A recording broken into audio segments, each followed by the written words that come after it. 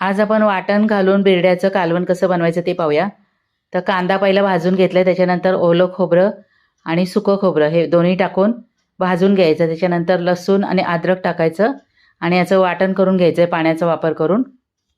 आता फोडणी देऊन घेऊया. तर तेल गरम करून मोहरी, जिरं, तेजपत्ता आणि कांदा पहिल्यांदा परतून घ्यायचा आहे. त्याच्यानंतर लसूण अद्रक टाकायचं आहे, ते पण परतून घ्यायचं आहे.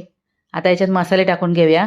तर हळद, मसाला, जिरा पावडर आणि कोथिंबीर टाकायची आणि चांगलं मिक्स करून घ्यायचं आहे. त्याच्यानंतर टॅमॅटो टाकायचा आहे. तर मी कडवे वाल सोलून घेतलेत.